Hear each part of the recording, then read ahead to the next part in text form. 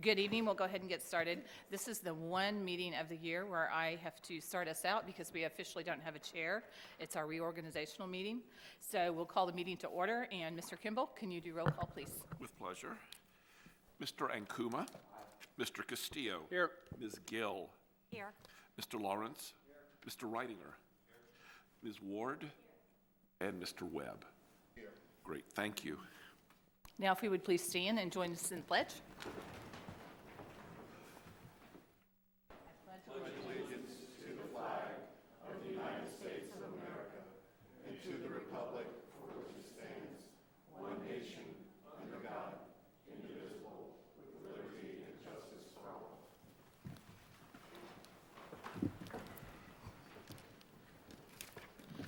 And now we'll move to adopt the agenda.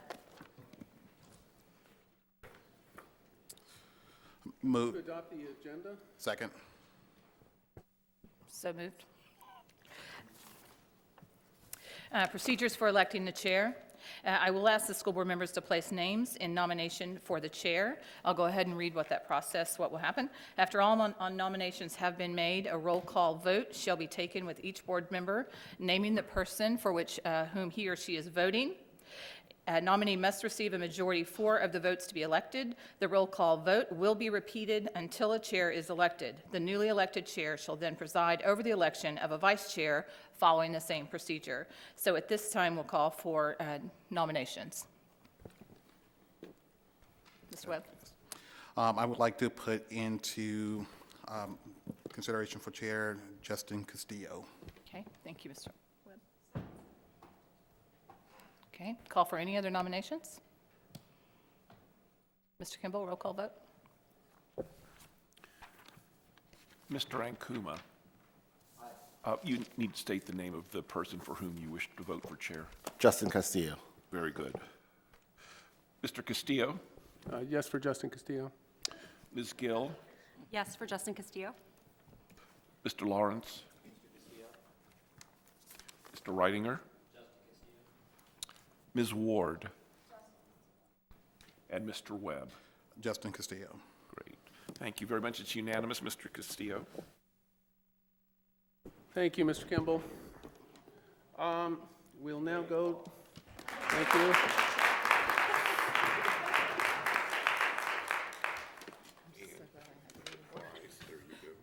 Thank you very much. All right, we will now move to the next item on our agenda, and that is the election of the vice chair. Under Regulation 2.16, I will ask board members to place names in nomination for vice chair. After all nominations have been made, I'll declare the nominations closed, and a roll call vote shall be taken with each board member naming the person for whom he or she is voting. A nominee must receive a majority 4 of the votes to be elected. The roll call vote will be repeated until a vice chair is elected. Do we have any nominations? Mr. Chair, I'd like to nominate John Lawrence for vice chair. Thank you, Mr. Ankuma. And Mr. Chair, I'd like to nominate Phil Reitinger for vice chair. Thank you, Ms. Gill. Any other nominations? Mr. Kimball, will you call the roll? Sir. Mr. Ankuma. John Lawrence. Mr. Castillo. Mr. Lawrence? Ms. Gill. Mr. Phil Reitinger, please. Mr. Lawrence. Mr. Reitinger. Ms. Ward. Mr. Lawrence. And Mr. Webb. Mr. Lawrence. Great.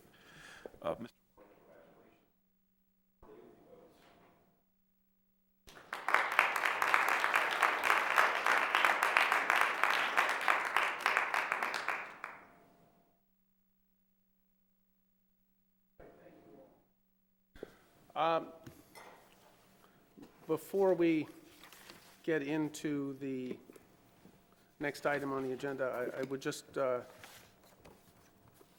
take a brief moment to, first of all, welcome our new members, Ms. Gill and Mr. Reitinger.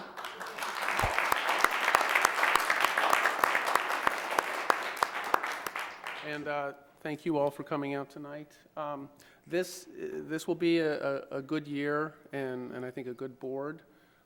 There is a saying that every time there is a personnel change on the board, you have a new board. And I think especially that's the case here. We're a relatively young board. 4 years ago, nobody you see sitting up here was on the board. I think there's a lot of enthusiasm, a lot of energy, and a lot of commitment. And I think we're going to do great things. I'm looking forward to having an energized and empowered board where everybody is a strong contributor to the work of the board. And with that, I think we will jump into the rest of the agenda, but I just want to say thank you all, and also Mr. Kimball and Ms. Goodell. It's nice to have you back helping us, and obviously Dr. Jones. I look forward to working with you all. I would say this is the second time we've gone through the cycle of welcoming new members in the middle of a school year at the beginning of a budget cycle. That is a baptism by fire, to say the least, and I know that there will be a steep learning curve. I'm sure you both are up to the task, but there is a lot to do, and there will be a lot to do, I think, for many months, if not years to come. Mr. Castillo. Sir. Had a request to take a picture of the new school board. Could we do that? I think that would be an excellent idea. Thank you, Mr. Kimball.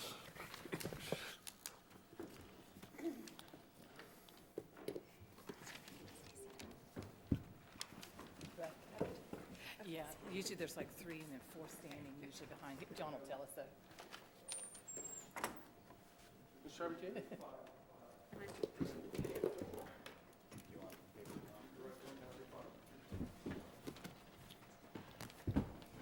We're going to dispense with the chairs? Sit? Okay.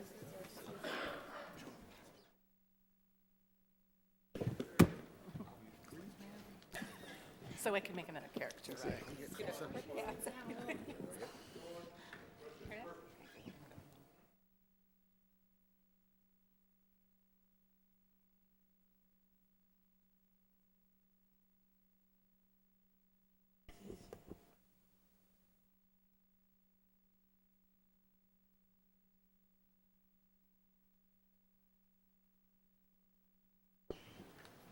I moved all my junk. I rented this thing.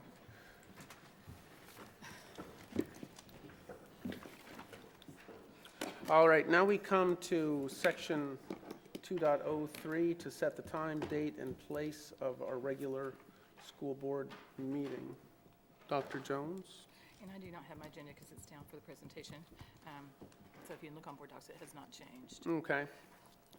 unless this board chooses to meet on a different night.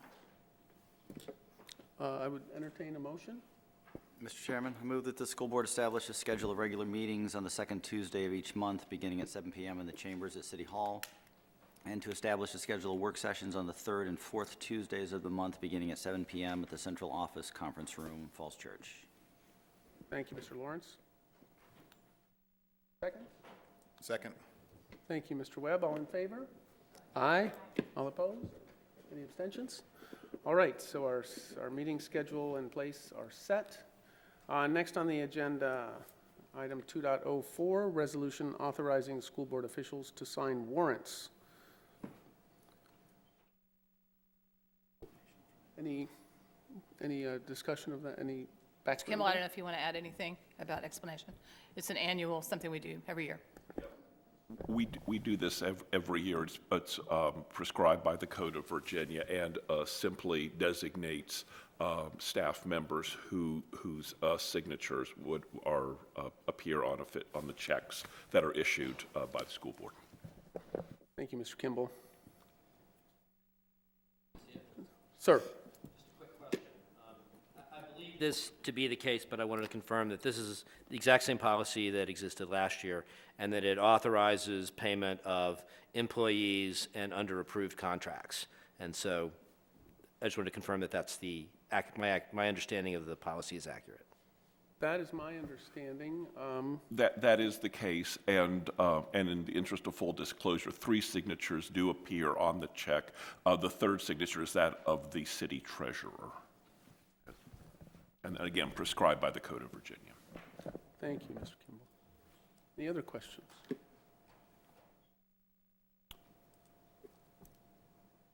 It's a long motion. Anybody up to the job?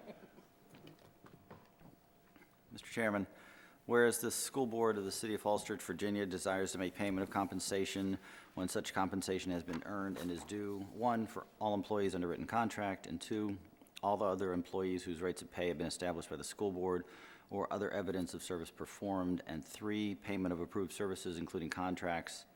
And whereas the Code of Virginia at Section 22.1-122 provides for the payment of compensation when such compensation has been earned and is due as stated above. Now therefore be it resolved that in accordance with authority granted under this amendment code section, the school board of the City of Falls Church hereby directs Tony Jones, Division Superintendent, or Lisa High, Assistant Superintendent, to issue and sign all special warrants, said special warrants to be drawn on the city treasurer of the City of Falls Church, payable from the city school funds and payment of obligations described in the first paragraph of this resolution. These special warrants shall be countersigned by Hunter Kimball, clerk, or Martha Goodell, deputy clerk of the school board. Thank you, Mr. Lawrence. Second? Thank you, Mr. Reitinger. All in favor? Aye. Any opposed? Any abstentions? All right, thank you. That motion passes. Item 2.05, approve designated person to attend school board meetings in the absence of the superintendent. The meetings have to have the superintendent present for them to be meetings. If the superintendent is not able to attend, there has to be an alternative. Correct. Hence the reason for a designated alternate. Any questions about this? It's a backup mechanism. If not, I would entertain a motion. Mr. Chair, I recommend that the school board designate Assistant Superintendent Lisa Hyde to attend the school board meetings in the absence of the superintendent, effective until December 31st, 2016. Second. Okay, thank you, Mr. Lawrence. All in favor? Aye. Any opposed? Any abstentions? Thank you. Next, we come to item 2.06, adoption of the school board's code of civility. As you all know, we have for several years signed a code of civility that is attached here too. I do know that there has been discussion about making changes to this code.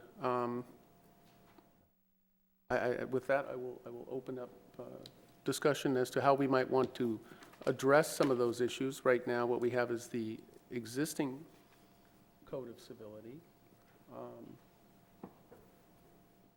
Mr. Chairman? Sir. Thank you. I submitted some time ago a number of suggested changes. I'd note that there is a standard VSBA policy, but the policy that we've got is somewhat of a departure from that. It includes additional elements. On reading through the Code of Civility, it struck me that there were a number of elements in the code that were duplicative or repeated roles and responsibilities that are defined elsewhere. And it ventured into places where it was not really a code of civility. So I offered a number of suggestions that I'm happy to go through to remove some of the redundancies and to rename it a code of civility and accountability to emphasize some elements around transparency and reporting and conduct. But I'm happy to proceed as the chairman would like in terms of going through what my suggestions for changes to the code of civility are. I think the first question would be to get a read from the board. We have our existing code of civility. This is an unusual meeting because it's the first meeting. As you all know, we, in all of our meetings, and we will have it later today, in this meeting, we have a discussion of future agenda items. Mr. Reitinger has put changes down in red line, and I think the question is, first of all, whether there's the sense of the board that reviewing and revising the code is something that would make it the subject of a future agenda item, and then thereafter how we would go about considering and revising that.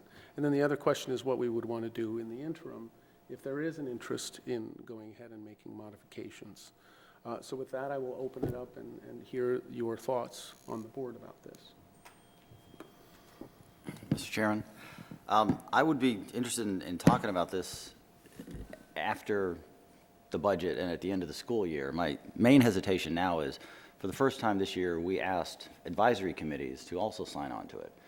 So I think we would look rather odd to ask people 3 months ago to sign on to something and then change it now in the middle of the year. I think we should look at it at the end of the year. If we need to discuss it in late spring, early summer, make changes, and then be able to send it out to the advisory committees when they meet again in the first of the year, I think that would make sense. And I don't see anything contradictory in signing the one we have now and then making changes halfway through the year if we deem it necessary.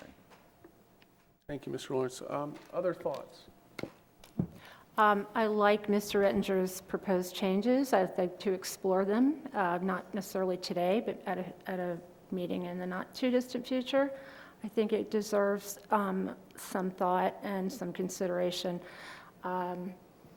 I think you did a great job on this, and I'd like to discuss it further as a group, but not tonight. And in the interim, what would you? In the interim, I think we should go ahead and sign our Code of Civility, and we can always amend it. Okay. Other thoughts? Mr. Ankuma. I would just like to echo Ms. Ward's thoughts on moving along with what we have today, but definitely looking to revise or work with those revisions, because I think they are good suggestions. Other thoughts? Yeah, I echo Margaret, or Ms. Ward and Mr. Ankuma, sorry, Mr. Ankuma's suggestion, and I would like to see it at a very near meeting, so not wait until the end of the budget cycle or the summer. So do it as soon as possible, so we can get the amended code as soon as possible. And I would echo the same thing, that not tonight, but definitely warrants a conversation, and if we could fit it in to have the conversation a little sooner than late spring. Mr. Ridinger, any other thoughts? I'd only note that there are at least a couple of elements that I object to in the Code of Civility. So the standard Virginia school board policy says that those members who agree with it should sign it. If the board wishes to proceed and have 6 of the members sign it, I have no objection to doing that. All right, well, Dr. Jones, if you could put this item on the, I think it is fairly discreet, so if we can look to the next work session and try to put this on there, and if the board can work through it, then we can proceed if it takes more time. Yeah, I can certainly put it on the next one. Just as a reminder, our next work session is our first budget work session, and it's very compact over at central office, and then we must be here for a joint meeting an hour and a bit later. So I can certainly put it on, but we have a lot to go through in the first budget work session, and it's short time to do that. But I can certainly, if it's the will of the board, get it on as soon as we can. But the next meeting may be a challenge for us with the schedule. All right, Can we postpone it to the second work session, since this upcoming one is going to be so jam-packed full If of- I could ask the school board just to let me look at the calendar and get it on as quickly as we can. And I say that because, we do have 2 big joint meetings. And I just want to make sure that we actually can have time to do the budget work session. The second joint meeting that we're doing, I actually kept the work session. So we're meeting on Monday night and then again on Tuesday night. So we may be able to do it on that Tuesday. I just need to go in and look at the schedule. Thank you. okay, thank you, Dr. Jones.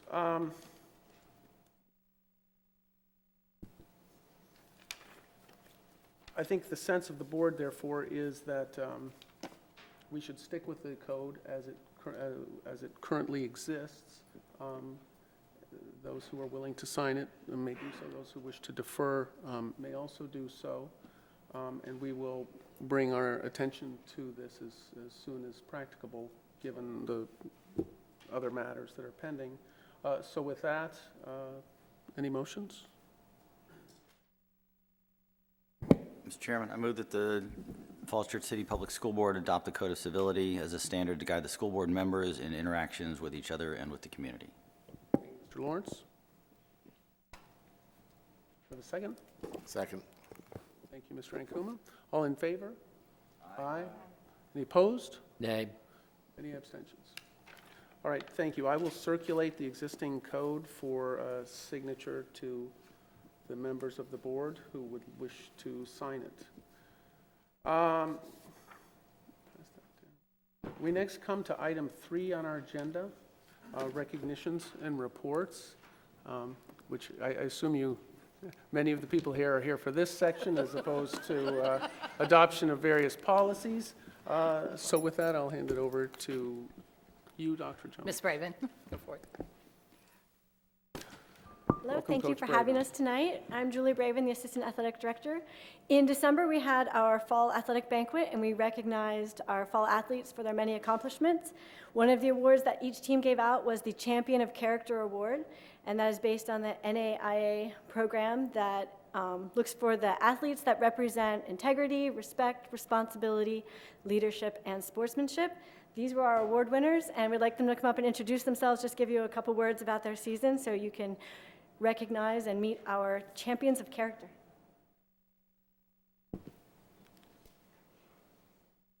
Hi, I'm Callie Gaskins. I'm a senior on the field hockey team this season.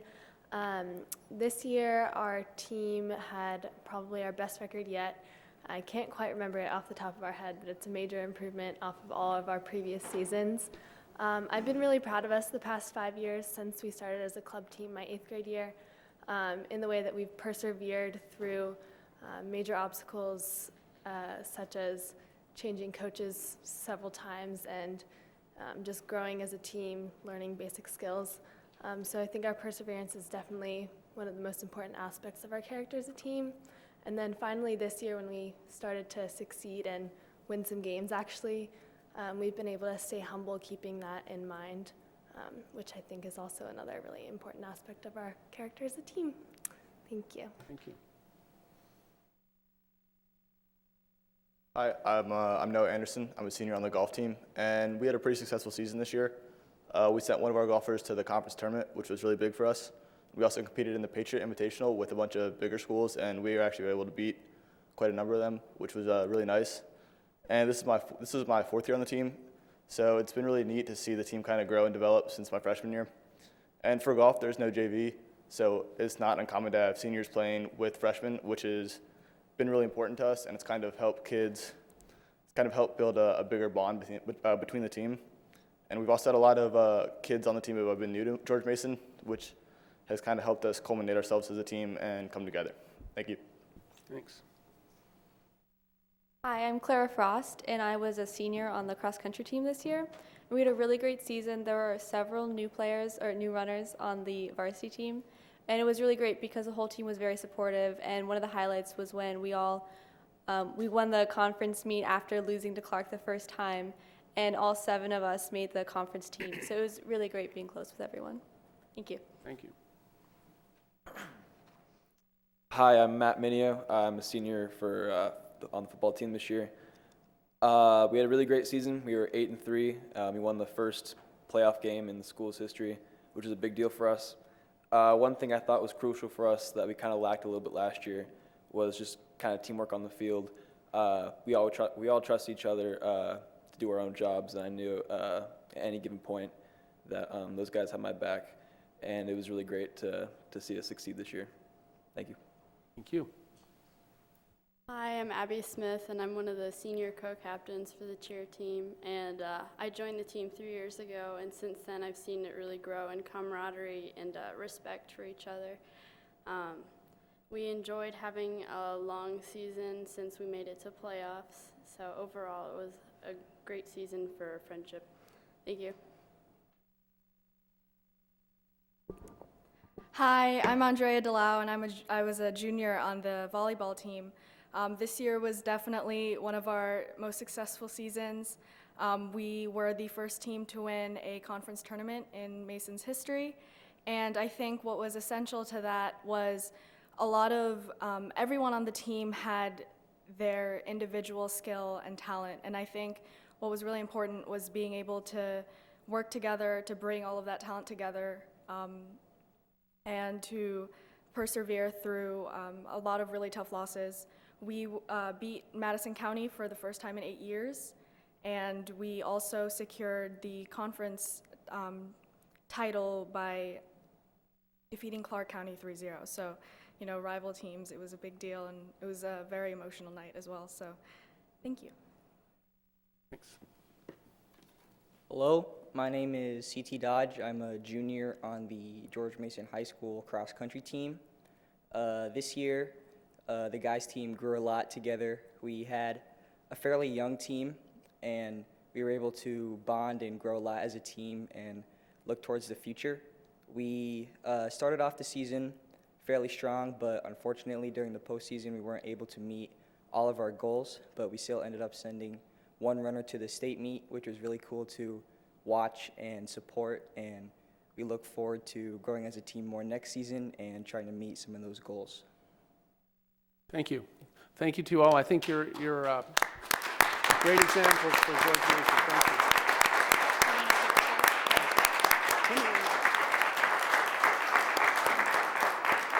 Come on up, we'll get a picture up here. Coach, you too.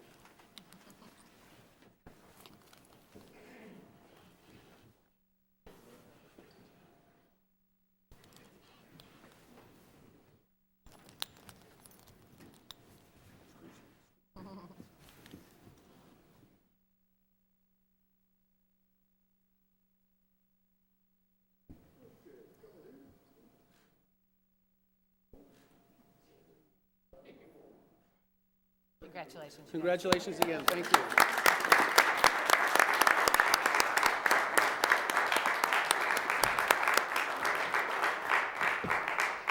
And Coach Braven, thanks as well to you for all you do and for setting such a great example for the students.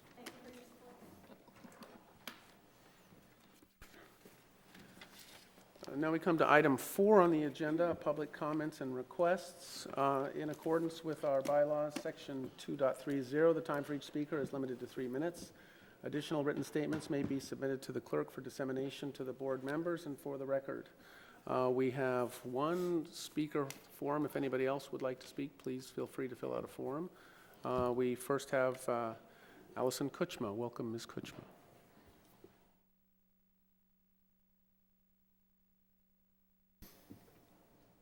I guess I can't move. Can I move this a little bit?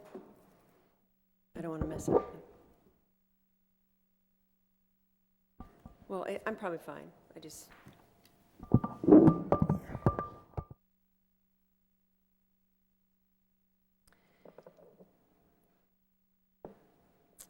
First of all, I wanted to come to the board meeting and welcome Aaron and Phil and say congratulations. I'm really excited. I agree with Justin and with the board, with new members. It's going to be a new day, and so I'm very excited about that. I had some other things that I wanted to say. Probably in 3 minutes won't get to them, but I wanted to say something about the Code of Civility. I really appreciate. I have not seen your revisions, but I really appreciate your efforts to do that because. There is a Code of Civility, but the problem with it, and I hope you address when you revise it, is there's no reason to have it if you're not going to do anything when someone violates it. Because Justin, as you know, we had a problem, there were some violations to the Code of Civility by the Vice Chair, and it was brought to your attention and nothing's done about it. And so if you have a code, you're going to have to build into it a way to enforce it because it doesn't have any meaning. And so, you know, for example, I was one of the original people that wrote a letter with concerns about Policy 512, and just as sort of Code of Civility, you know, there was no contact from anyone about those concerns, and we're parents, and so I really appreciate Phil and Aaron that there'll be a new day of communication because over $20,000 has been spent on an attorney to deal with this petition when it could have just been maybe a simple conversation about our concerns about the language. and there was suddenly a meeting at 7:30 in the morning on Monday, December 28th, and we were not invited, and we were not apprised that there was such a meeting. And so that's kind of, this is our community, and we care about our schools.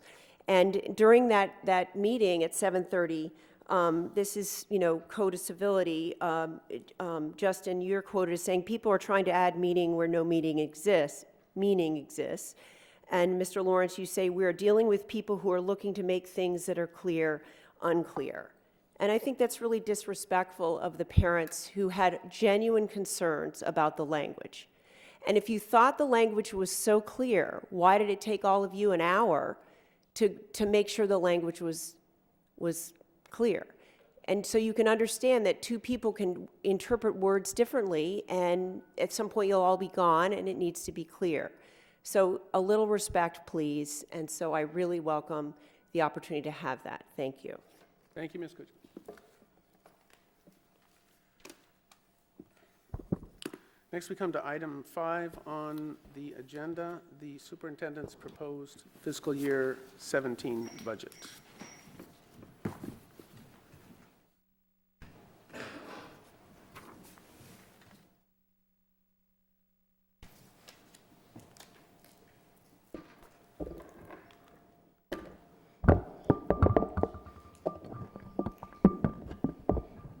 Good evening. First of all, let me just start by saying this is the superintendent's recommended budget. And I think it's important for the public to understand that. I bring the recommendations to the school board, and then we will spend months working through the budget. So first of all, let me just look at the presentation overview. First, we're going to talk about how the FY17 budget has been created. We will be looking at our revenue and our spending history. We will also be looking at our enrollment history. We will be looking at the challenges that went into creating this budget.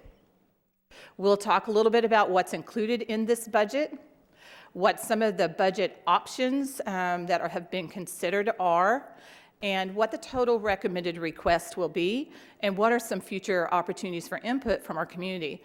And those of you who watched the presentation last week, you'll see a few different slides. I made it clear last week we continue, Mr. Kimball and I do, to work up into the hour before we come to this meeting. So, and I'm going to take this opportunity just so I don't forget to also say a thank you to Mr. Kimball, because this is the beginning of a long process for the school board, but we really start back in September, and I couldn't ask to have a better finance person to run all these numbers. So first of all, how the budget gets put together. The first thing that's really important to me is school board guidance. And the school board tells me every year to be thoughtful and mindful of our community. So what does that mean? Well, luckily, especially over the last 2 years, we've had some survey data that have been very helpful for me as a school superintendent, know what the community priorities are. Now, after our meeting last week, where I presented just a preview to the PTA, somebody said, well, who actually took the survey? So the survey, 87% of the responders are city residents, and there were 13% who were actually staff that don't live in the city. So primarily it is our city residents who are taxpayers who took the survey. And overwhelmingly, priority one, and this has not changed in the last 3 years when we have asked our community or asked our teachers, class size is the top priority. And anytime you have 91% of your community say it's important, that's a very, very large percentage. And it doesn't matter whether we have 500 respond or 1,000. Again, this number has not changed for us over the last couple of years. The second priority is teacher compensation, and again, that's at 87% of those responding say that that's very important to our community and to our school system. When you get to priority 3 and priority 4, there's a significant difference when it drops down to 64%, but it's still really important. And the third priority is our STEAM curriculum, and that's looking at science, technology, engineering, arts, and math. And our community, again, thinks that that's important. Priority 4 is looking at increased staff for specialty areas. And those are very, very close. And the other question we asked, and this was just in November, so just a few months ago, was how our community feels about the tax rate. And for me as the school superintendent, when you ask me to be thoughtful and mindful of the community, this is important for me to know, because if our community as a whole is very comfortable with whatever we say we need, then the budget that I would craft would look different. And this slide was kind of fascinating to me because it shows we're just very split as a community. 50% would be okay and 50% would not be okay for a tax increase. The second thing is to stay true to the priorities in the work plan. These were guided by our community through a very large community visioning. And again, when we look at what the school board priorities are, we try to make sure everything fits into those priorities. 21st century teaching and learning. And we have been on a journey, again, because our community asked us to, and that's why personalized learning exists. We were a system who did not have 21st century teaching in regards to technology integration, but also things like our primary years program, our MYP, our IB program, expanding dual enrollment, all of those things that the school board has asked us to do for 21st century teaching and learning. Excellent staff. You'll see some slides tonight that talk about teacher compensation, modern and secure schools. We have, or in the last 5 years, we're either in the middle of discussing or working on every school facility that we have in our system. Readiness for learning, making sure that every child has what they need to be successful. Small classes, and this really is reasonable class size. It's K1 and 2 at 20, no larger than 22, and third and higher, no larger than 24. In secondary, we use what's called the course load. So a teacher could have 5 sections of 24. So you may have one section that's larger because another one is very small, and that's driven by high school master scheduling. And then also responsible fiscal management. The last three, and the third thing, is to only ask for what it takes to maintain great schools. And I can tell you as a school superintendent, this is probably the hardest guidance that you give me, because if I ask 10 people, I will get 10 different answers. So maintaining great system is really about going back to the priorities, and what is it that the community says is important. So what is the process? How do we actually go about putting the budget together? First of all, we start in September, and we look at the current budget. We try to go back in where we are this school year. Is there something that we know is going to change the following school year? We look at staffing adjustments or changes. We may have a teaching position that was hired literally for one child who had a special needs, and we know that child's going back overseas. So we look at that position and how that position will be repurposed. We look at our estimated fixed costs, required staffing, our VRS, which is our Virginia retirement system. We also have folks in city retirement, and also look at our health care, what we estimate is going to happen in those areas. We meet with all of our principals, and our principals, I really want to reinforce, bring us what they believe they need to run their schools. They do not bring Mr. Kimball and Ms. High and I a wish list. They are truly bringing what they believe they need in their schools. Our directors do the same thing, and they sit down and have one-on-one meetings with us to really share with us what they believe they need. Gather the school board guidance, which I've talked about. We also get the early city revenue projection. And then we get our enrollment projection data, and Weldon Cooper does that for us. They also do it for the state of Virginia, for the Virginia Department of Education. Then we take those budget requests, and we look at what would it mean if we take all of those requests from our staff, and we actually look at the city transfer. So when we did that this year, after meeting with principals and department leaders, we would need an additional $4.1 million to meet those needs that our staff feel are important. So the early 2.3% revenue projection from the city government that we got, I believe in November, was right around $880,000. So that's the difference, is a gap of $3.2 million. And again, this is where I go back and I look at the priorities, and we try to really think about what is it our community has asked us to do. They've asked us to look at teacher compensation, they've asked us to look at class size, and we try to go back into the budget and say, let's prioritize with those and then see where we are. And the one question that came out even from last week, it's, wow, why are there so many needs? And I'm going to show you some graphs on enrollment that I think help people understand that. And 4.1 seems like a big number. Well, we are a growing school system, and it is a big number, and it's not easy to take that number and craft a budget that's going to maintain great schools. So what is our revenue and spending history? Well, this year, we're really looking at a decade of change because the number we have used for many years is 2007 when we're comparing data over time. And the reason Mr. Kimball uses 2007 is that that is the year when MEH had their first regular year. And I will say, last week I said it's when they opened. It's actually when they had their first normal budget, because when you open a building, you have a lot of additional expenses opening a building. So that's why he uses 2007. So if you go back and you look over really the last 9 years, not even quite a decade yet, revenue has grown $12.7 million. So out of that 12.7, we have needed just over $12 million for salaries, benefits, and wages. So in the last decade, the increase that we have seen has gone to hire staff and also to have competitive wages. So we've also added 663 students. So that has left $665,000 to do everything else in the last decade. Programs, maintenance, upkeep, materials, supplies, electricity, gas, technology, everything that we do. And if you look at that, and just remember that we've also added 663 students. So our increase is going to people. When you look at our operating history, again, you can see it in this graph, salaries, wages, benefits. We have some increases in purchase services. Those are things like tuition that we don't have a lot of control over. But books, materials, supplies, furniture, bus, technology, those categories have stayed relatively flat.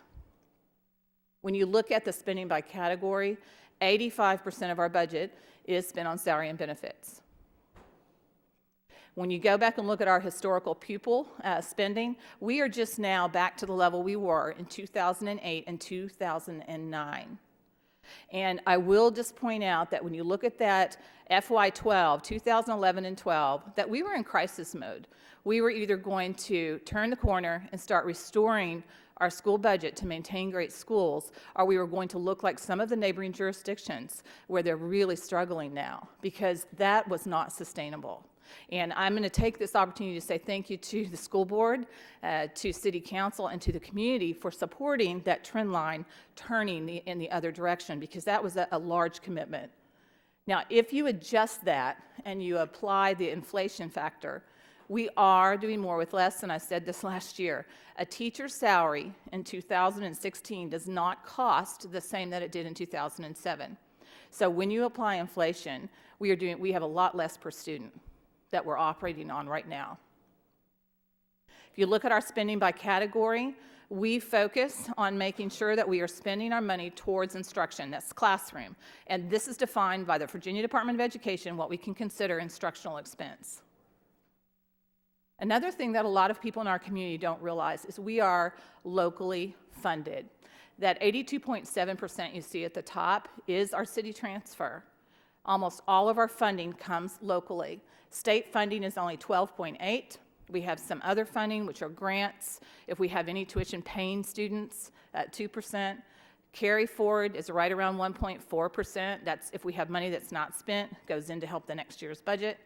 Then we also have federal funding, and federal funding, you'll notice, is 1.1%. Yet many of the mandates come from the federal level. Our testing mandates, our special education mandates, but we get very little funding to assist with those. Now, the one thing I want to add is there are only, we used to say 9 localities in Virginia that look like Falls Church City. There are now only 8 as of the most recent update. Williamsburg actually dropped just below the threshold. So literally, 8 localities. And if you think about, so what does that really mean to Falls Church? To be one of those 8 who get very little state funding, well, if we were in Fairfax County, we would have an additional $1.8 million from the state for this year's budget. And last year, our total city transfer was just over $2 million. So instead of asking for just over $2 million, we could have asked for $200,000 if we were Fairfax County from our city. In comparison to Loudoun County, we would have an additional $4.1 million in the budget. So where we are asking for increases, I think it's showing that we're not being extravagant in what we're asking for. Our funding formula has a huge impact on us here in Falls Church City. When you look at enrollment history, this is where we expect to be next year, is right at about 2,600 students. When you look at the natural growth trend, and this chart was updated this week to include all students. Some of our charts had pre-K, some didn't. Some had our outplay students. This has all students, every student that we must fund. And when you look at what's happening here, the bottom line is showing you that the city is growing in population, but out of that city population, a lot of our population growth are children. So the top line is what's happening with families. And if you compare us to our neighbors, if we have 100 people move into our city in Falls Church, 17 of those will not be tax-paying citizens because they're little people. But if you were in Arlington, it would only be 10. So we also have fewer tax-paying citizens here in Falls Church because we have more families. When you look at enrollment over time, and this is just kind of fascinating data, it does go back to 1949, and you can see where we spiked back in the 60s. Then there was a huge drop where Falls Church was actually trying to recruit students for a while. But we have been on an upward trend line for 30 years. And in Northern Virginia, they do not expect that to change. And in fact, in Northern Virginia, they do expect within the next couple of years, 40% of the student population in the state of Virginia will be in Northern Virginia. So that's going to continue. When you look at the two circles, this is just to point out that each one of those increments is 250 students. So when you look at, we had 8 or 9 dots on the first one, and then all of a sudden recently you see 3. That just shows you the rapid increase, how long it took to add 250 students just a few years ago compared to how fast we're growing now. And again, we're a small system, so we feel growth. When we look at the budget challenges, this goes along with increasing student enrollment, the slides that you just saw, but also new staff. We are adding staff faster than ever in our history. And along with that, the craft of teaching is changing. 21st century teaching doesn't look like 20th century, and that's not easy. We also know that in 3 years, literally in 3 years, we added 43 new teaching positions to our small system. That was more teachers than the teaching staff total at Mount Daniel. It's a lot of new teachers. And in 2015-16, this year, we really could have added some more, but we cut 3 teaching positions and 2 other positions in order to balance the budget. And I just want to reemphasize, these are positions added due to increased enrollment, not turnover. And that's a lot of new teacher training for a small system. When you look at school site capacity and enrollment, again, these are challenges in our budget. Where do you put children? How do we keep our class sizes low? You must have space. When you look at Mount Daniel, they are educating 90 to 155 more students than they were at the beginning of this decade. When you look at TJ, that's where we've seen the largest growth, they have doubled. And the bulk of that has been in the last 5 years. We moved a grade level back, but as you know, our grade levels range between 175 to 100-ish, depending on the grade. But we have 391 new students. So that's been a huge impact in that building. MEH has 132 new students, and when you look at GM, it looks like they're flat, but keep in mind we moved an entire grade level out of that building. And again, this is a 10-year capital improvement plan that has worked, that the school board put in place before I was here and before anybody on the board was here, and had that foresight to move 9th grade out of the high school, to move 5th grade out of the middle school, and we're at the tail end now working on our little ones. When you look at staffing shifts, I think this is a really important slide for us to understand, because we have put our dollars in the classroom trying to hire teachers and close the teacher pay gap. What it has meant is on support staff, our secretarial staff is operating with 2 less than we had back in 2007. We do have additional drivers, because that you just have to.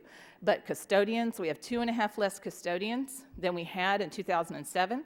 Again, just over the last 9 years. And keep in mind, we added more than 22,000 square feet at TJ. We've added an entire preschool building, and we have a huge trailer complex outside TJ as well. And we're doing it with less people. Our maintenance have also stayed the same. Probably one of the greatest challenges, it feels like, in the last week is facility upkeep, managing aging facilities, and particularly right now George Mason. And there's old HVAC, the roof is old, lots of issues there. And just as an example, in the last week at George Mason, and it's probably one of the most challenging weeks we've had in that building in the last couple of years, we had 2 boilers that failed, causing areas of the building to be at 60 degrees. And we had some areas that dropped to 50th, and they actually moved some of those students out if it dropped below that. All 3 units in the auditorium failed, so there was no heat at all. We had to shut down that space and actually move the budget preview for the PTA last week. We also have tiles that are lifting all over the building. Had a contractor out just today to look at that. When you have a facilities budget that has been held flat for 10 years and the building is 10 years older, the challenges are great, and so that's not an easy thing for us to budget for. And just as an example, we're trying to keep 1951 and 1960s equipment running efficiently. So maintaining small class size. If you go back to where I've circled on 2011-12, that was a critical time for us. And again, we were either going to trend and restore and keep our class size where it should be and also get our teacher pay back where it should be, or we were going to turn in the wrong direction. If you look at 2011-12, we had class sizes of 24 in kindergarten, 25 in 4th and 5th grade, 28 in 6th. And had we not added those 43 teachers over those next 3 years, we would have very large class sizes right now. When you look at closing the gap on teacher pay, this is something that the school board and the community have made a commitment to do, and it is to recruit, retain, and compete for great teachers. When you look at where we started, when we started this over 3 years ago, we were almost dead last in starting salaries in the region. We were kind of in the middle on that. When you look at that's a master's degree, step 9, and then maximum teacher salaries, we were almost dead last. But the great thing for the first and the third column is the gaps weren't that huge. If you look at that first column while we were last, there's only about $3,000 difference. So that was a much easier gap to close. If you look at this chart, it wouldn't seem like that. When we really dug into our own, and we look at all 116 lanes, this is what we saw when you started looking at year 10, year 15, that middle section of our scale. We had gaps that were 13,000, 15,000, and you can see that 21,000. That's a big gap in teacher pay when you can go 1 mile in another direction. So this year, this is what we look like this year. This is where we started. You can see where we were last year, where we are this year. The school board should be commended for cutting these gaps by more than 50%. And that's where we are before we go into the FY17 budget. Made huge progress on teacher compensation. This is actually a graph the Washington Post ran in November, and what you're looking at are these different systems in the region, and the Washington Post was actually graphing the work that has been done, just showing how we are in Falls Church closing that gap. When you look at what's included in the FY17 recommendation, adding instructional staff has to be top of the list, and again, that's a community priority. There are 3 classroom teacher positions that are needed. They're all 3 in elementary for class size reduction. It's actually to maintain class size. I shouldn't really say reduction, because if we don't add, we're not going to go super low, we're going to go high. We need 2 special education teachers, and that's very much driven, it's a mandate for us in what we need. We have 2 behavioral specialists. This is a position we feel strongly about across the school division from K-12. We are needing more assistance with children that have some challenging behaviors for us. We also have plugged in, and I mentioned this last week, an MYP coordinator for MEH and GM. This is a request from both principals, and it also has had somewhat of an impact on the counseling at MEH, because we have a counseling position that was handling the MYP duties and has for several years. It's been like that. But we're finding it's making that counseling position also turn over more often, simply because they want full-time counseling. And we feel like this is an important position, especially with the connections we're trying to make between middle and high school right now. We've also added in tonight that half-time paraprofessional. We knew that that's something we needed to figure out how to get it in, because one of those teachers is a first grade teacher, so we also need the para added in. And that has a cost of $856,000 just for those positions. And again, keep in mind that if we use that 2.3%, that would be it. That would be all we could do in a school division. There would be no salary improvements. So if we look at teacher compensation, where we want to be in year 3, would be adding an additional $634,000 to teacher compensation. We are recalibrating the scale, and we know that we have a lot of work to do to walk the school board through what that means, and we'll be doing that at the first work session. It will get us within that 3 to 5% with Arlington, which is what is in the school board work plan. We also know that it will increase compensation this school year for our teachers 0.5 to 6.6%, and again, it depends where they are on the scale. We feel like this is the last really kind of recalibrating. We're a little bit ahead of where we thought we would be this year, which is great. But those salary increases would differ by the teacher according to where they are on the scale, which it has been like that the last 2 years. Also, the scale will have parity in 2017, which is going to make our next budget cycle in FY18 much better. We would have 110 lanes out of 116 that would be no greater than 4.9% from Arlington. So we are really getting that across our scale. And we'll be excited to show you that at the first work session. And I might also add, I've reached out to the principals. Mr. Hunter and I are going out to the school sites very recently in this next week, just to make sure teachers have the actual scale and understand it, because it is different. We also have a step in this budget for all of our support staff, and you saw that slide where they're doing more and more. Step for all of our administrative team. Again, we have a fantastic administrative team. We want to keep them. That has a cost of $288,600. These are items that the school board has kind of directed that we want to try to get in the budget. We know we want communications assistance, and what that looks like, whether that's contracted to get some help, but the community has said that they would like more communications. We have one communications person, and that's John Brett, who also builds our website, oversees all of our communications. And again, this is a request from the school board that we look at getting some more communications help. So we'll have lots of discussion about that. Every year, the school board asks us to try where we've cut our contingency to increase the contingency. So the budget as presented tonight is going from $225,000 to $300,000 in the contingency. And I just, keep in mind that in this budget, that is it's right around 0.5% when you look at our budget and how much that is. And this year, our $225,000 was gone, or it's encumbered, it will be, before we went to winter break. And you do have years like that. We also want to fund the Elementary Strings Club. And this seems like a little dollar amount, but we have already put strings in at middle school. We do fund band for our elementary children. And this was something we said to the parents, if it's viable, and we can get it off the ground as parents, and you can show that there's a true interest in it, somebody who plays a violin should have the same opportunity as somebody who wants to play the clarinet. So we really want to see this in the budget. That has a cost of $133,100.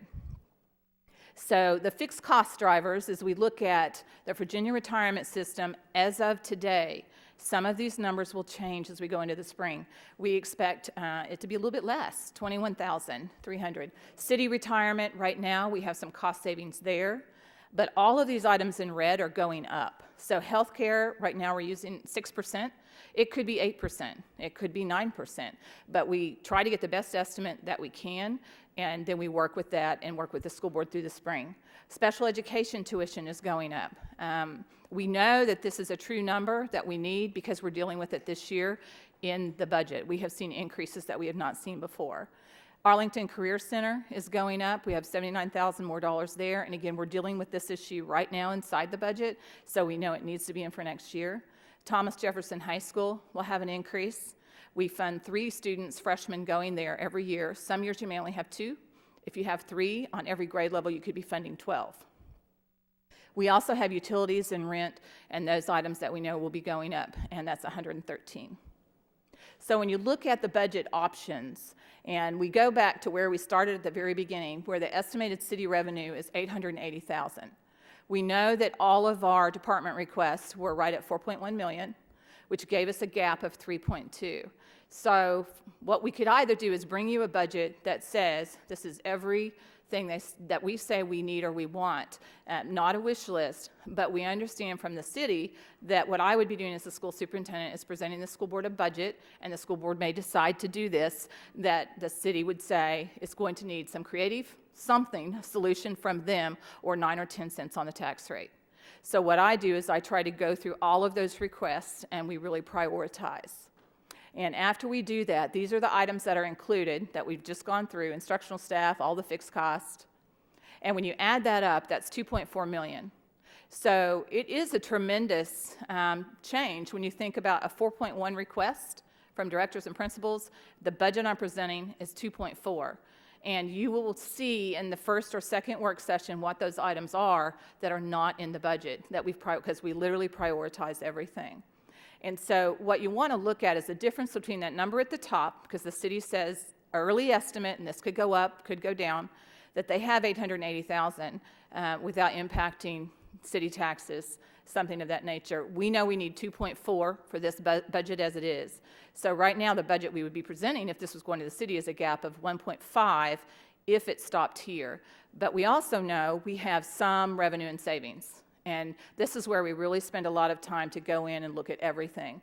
State revenue, as of today, is going to increase by 6.7%. And remember, we don't get a lot, but every penny counts.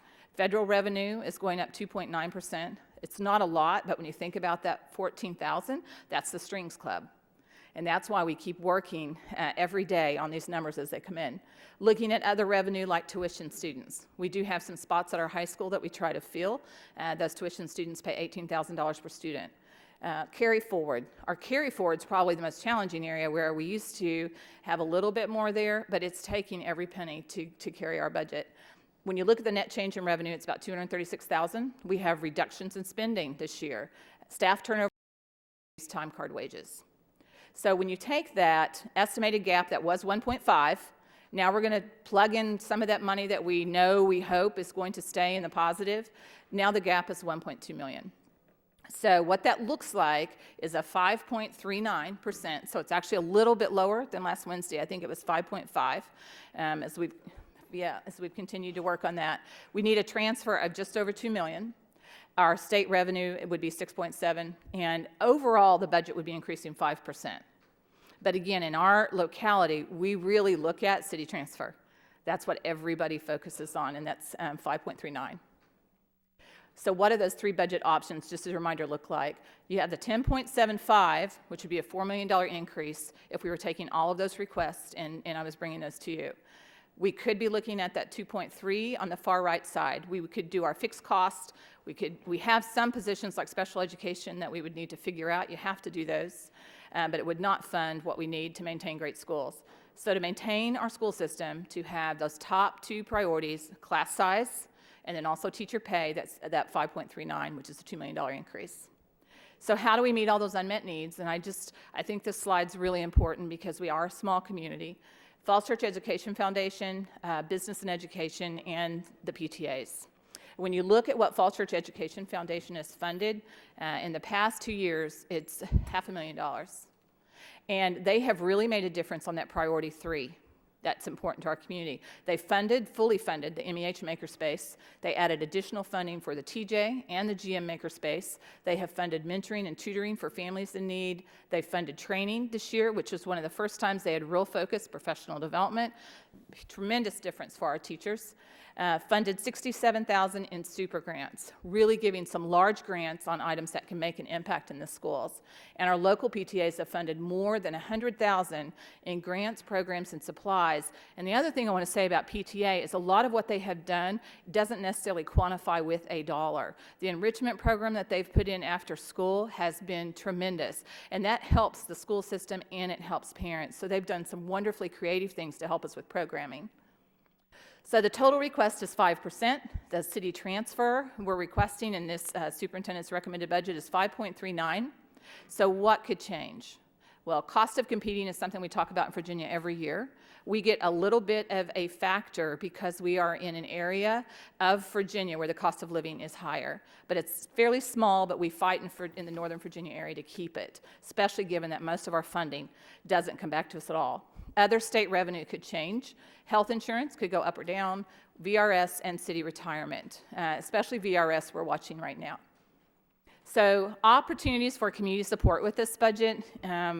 We really would like to have as much participation at Budget Work Session 1. Budget Work Session 2 are coming up really quickly.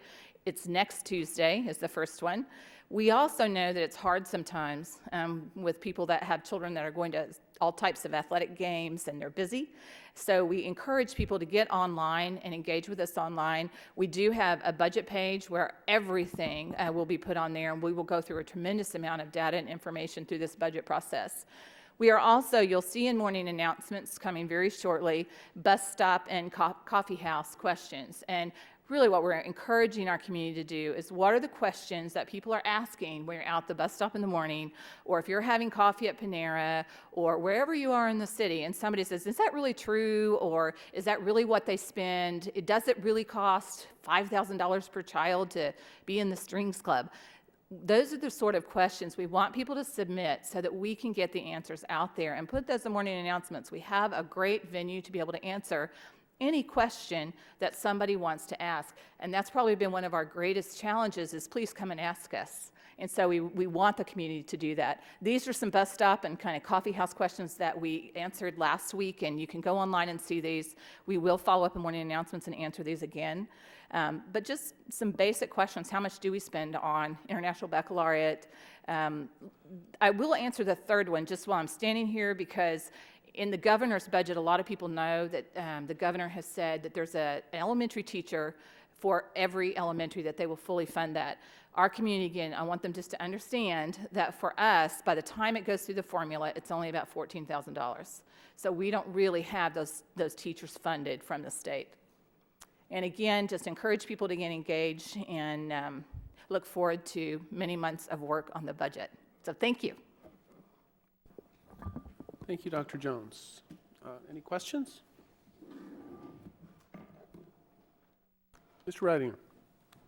Dr. Jones, thank you very much. That's an excellent presentation. And I had a chance to see it for the PTA, and I thought it was very, very helpful and good to actually go out and give the same presentation, or essentially the same presentation to the community before we saw it. So thank you very much. A lot of work went into this. Good job, Hunter. I would like to, as when we're going through this, get down to the next level of detail in certain places. You know, like just looking through the budget book, there are categories like purchase services and capital needs and materials and supplies. So if I know it's far below what most people would care about, but if I wanted to drill in some of those things and see them more line by line, how would I get that data? Yeah, we actually do a line item budget every year as part of our budget. Last year we changed a little bit in that because people weren't understanding it when that's what we actually would hand out on the dais. So this is kind of the people-friendly version. I will tell you, we've already we knew that was going to be a question, and so we have that line item that we've been working on, which has the capital, so you can see how that money's spent. And probably the first work session, we'll have all of that ready. It's a little bit challenging, in all honesty, having the first work session next Tuesday, because we really have Wednesday, Thursday to get things together and posted. And we do encourage the school board, when you go home tonight, especially the 5 of you that this was the second time you have seen a lot of this, please send us questions tomorrow, because it allows us to have as much data available for you at that first work session.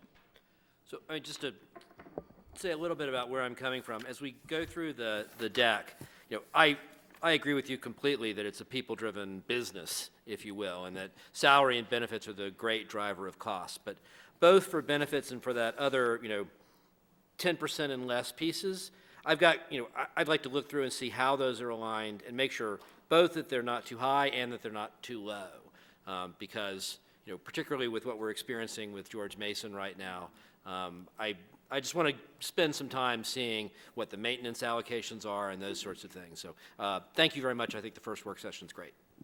Thank you. Any other questions? Okay, thank you, Dr. Jones.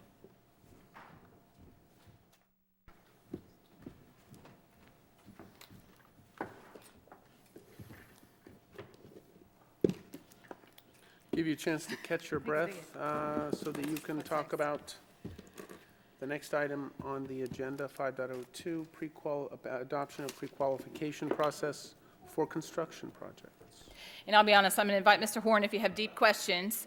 What I am going to say is this is something that we have not, this is not an annual organizational item. This is because we want to pre-qualify on our Mount Daniel HVAC project and be able to really look at what are the qualifications before we actually, and Mr. Horn, I don't know if you want to add, you could probably say much better than me. This is a Mr. Horn thing. But to pre-qualify the bidders before we actually get too far into the process. May I? Similar to your experiences with the PPA process, the Virginia Procurement Act requires that the board take certain steps prior to procurement acts. And one of them is that prior to the board or the school division using pre-qualification for contractors or suppliers, you have to adopt guidelines. That's what the guidelines in front of you are. It doesn't say that you would always use or that you will ever use the pre-qualification process, but in order to consider using the pre-qualification process, you would need to have the guidelines adopted prior to using them. Any questions? I have one, Mr. Chair. Mr. Ingram. Don't we have, so up until now, do we have some process, and maybe I'm missing something, for working with contractors? Yeah, the process we have used up to this point is that we've included qualification standards within the context of the request for proposals or invitation for bidding. So we've merged the two things. We've done a qualification inside of the procurement. This allows us to have a ready list of contractors and suppliers that have already been pre-qualified, which somewhat speeds up the actual procurement process when we get there. Other questions? Mr. Reitinger. Just a quick comment for the board. I read through the proposal and I asked a question to Tom. I had one concern when I read through the document, and that was that the way the statutes and the policies are written, it seems to me that if someone were disqualified and then appealed it, it would go through the administration and then back to the administration. Sort of the next step is to a court system, rather than having the board have a chance to look at it and say, should we pre-qualify this person or not? All that said, I don't think that it's probably practical for the board to get involved in that level of review. I just think it ought to be on people's radar screen that if there's a problem in the future, which may be a very unlikely contingency, someone could complain about not being pre-qualified and it would never come before the board for action. That said, I've reached a level of comfort that there's no real other solution that's possible. So, All right, thank you, Mr. Reitinger. Any other questions? Mr. Lawrence. Just one question. It says that this is for selected projects, but nowhere does it define what would qualify as a selected project. Yeah, well, we can use the pre-qualification process for many projects when it's required for certain construction projects on non-transportation related items between a dollar figure of $100,000 and $500,000. So it's required there. It's available to be used in other arenas, for instance, projects over $500,000. So the guidelines don't have to establish which future projects we would use this on. Okay, that was the answer. Thank you. Other questions? Just one question, Mr. Horn. What is the, where did this document come from? Is this basically just tracking the statute? It does, yes. Okay, and there are, in 2.24317, it lists the criteria by which a public body could disqualify a contractor or supplier. That's what this document tracks, those specific statutory conditions. okay, thank you. Okay, if there are no other questions, I'd entertain a motion. Mr. Chairman, I move that pursuant to Code of Virginia Section 2.2-4317, I move that the Falls Church City Public Schools adopt the following as its pre-qualification process to pre-qualify prospective contractors to bid on selected projects. Okay, thank you. Do I have a second? Thank you, Mr. Reitinger. All right, all in favor, say aye. Aye. Any opposed? Any abstentions? All right, the motion carries. Next item on the agenda is item 5.03, approval of 2016 School Board Liaison to Advisory Committee appointments. This is something that happens annually, and the vice chair has made the list that you see before you on the agenda. Any questions or comments? Right, anyone wish to put forward a motion?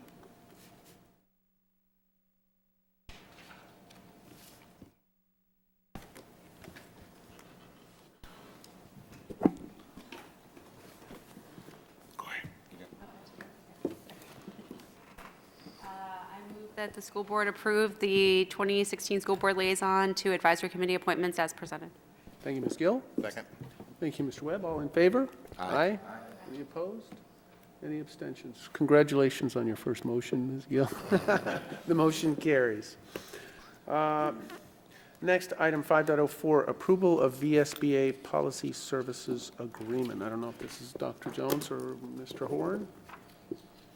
This is actually just an annual agreement that we sign with VSBA. It doesn't normally even come to you, but they did change it this year, and they're locking in price for 4 years, so they're asking the school boards to actually see it. And this is where we do get the update that you're just talking about from Mr. Horn, very helpful policy information. Any questions? I had one question. Is this basically their boilerplate agreement? Were there any changes to it, or is this take it or leave it? This is their boilerplate agreement, take it or leave it. Okay. If there is a question about the description of services, I'm happy to provide that. It's a relatively low fee to have somebody go through the legislative packets each year, determine which bills may apply to schools, and at least give a starting point. It's been the history of this board that our policies don't track the VSBA language exactly, but it does give all of us a starting point for what is required language. And I guess that was one of my questions. How often do we use their boilerplate? Because they do say in the agreement that they'll stand by what they give you, and if you depart from it, you're on your own, or we're relying on you, which Yeah. is fine. We are probably 50-50. 50% of the policy changes we make track exactly with VSBA, and those are typically policies that are statutorily driven, right? We are locked into what the statute says. And then it's the 50% discretionary policies, things that make good sense, but this board decides to take good sense and up the ante and do something better than just good sense, and that's about half the time. And do you have any sense of where we stand in comparison to our other school division colleagues? Are we more inclined to make supplements or changes?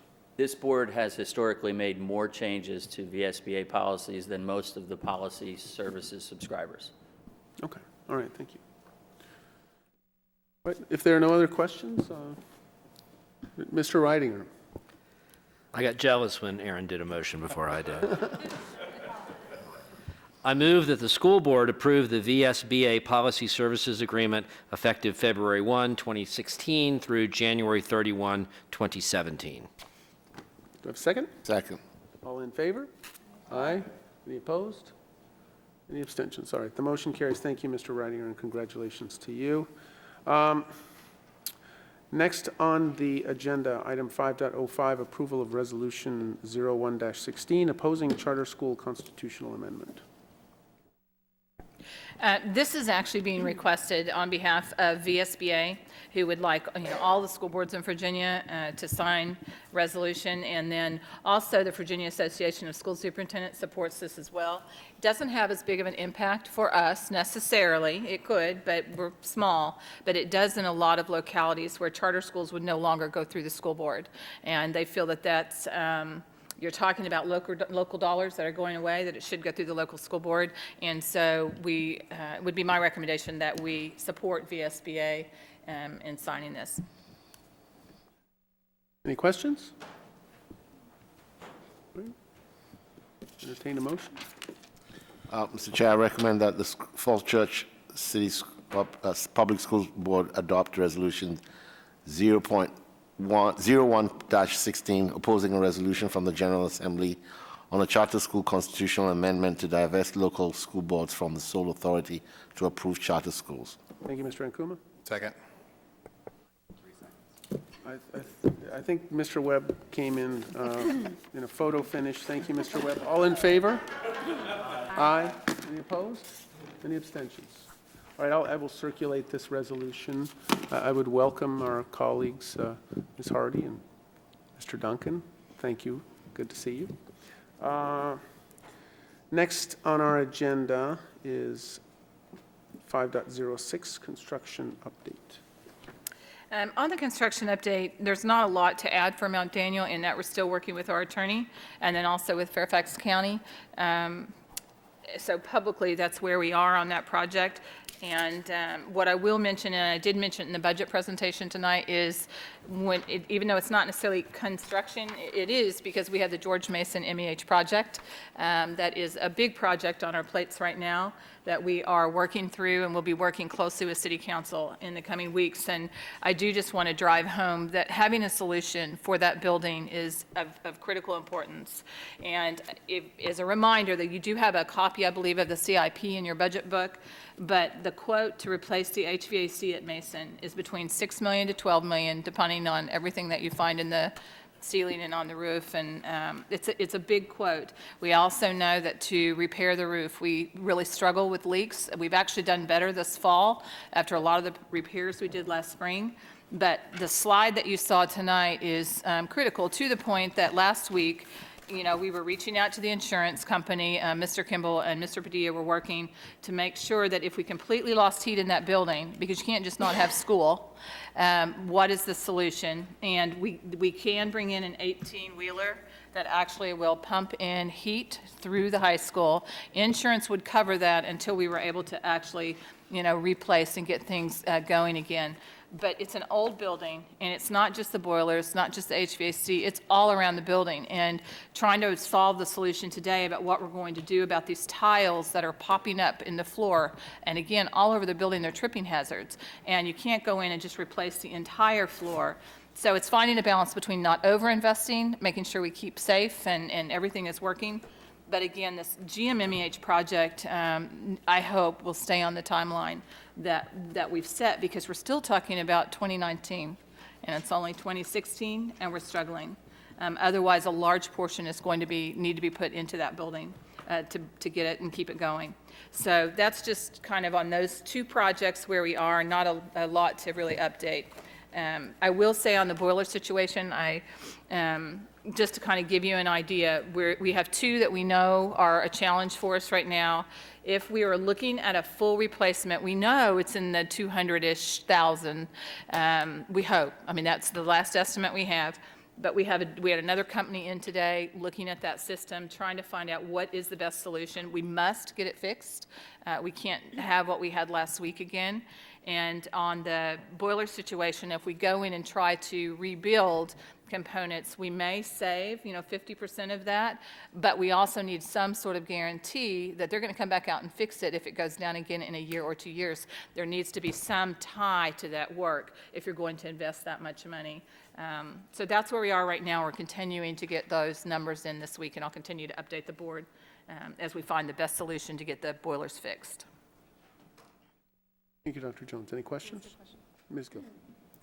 When can we update the community on where we are with the Mount Daniel project and what direction we're going to take with that?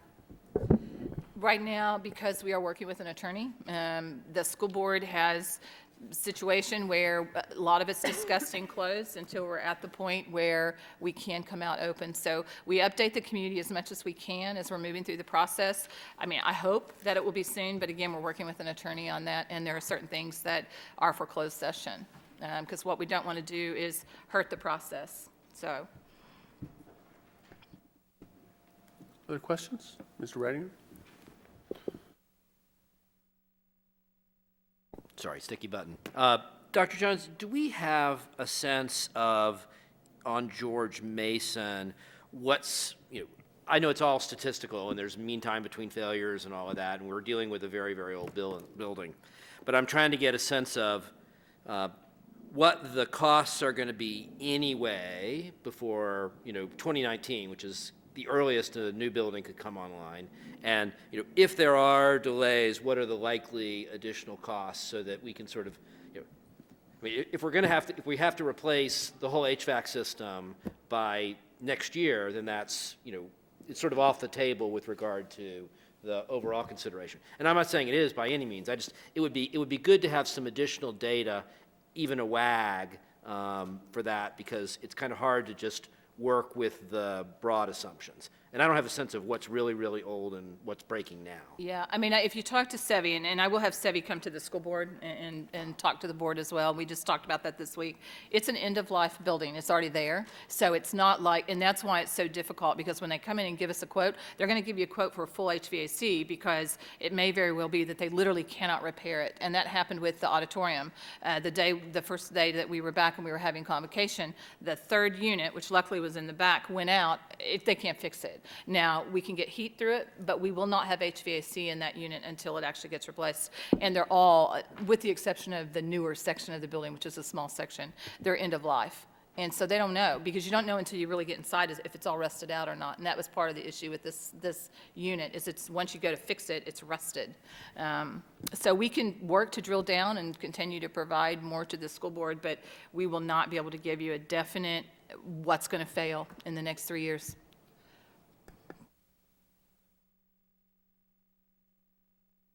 Which really, HVAC and the roof are the two areas, that's the cost range that's in the CIP. Those are the two big pieces. The tile, we did not expect. We have not had this issue at Mason.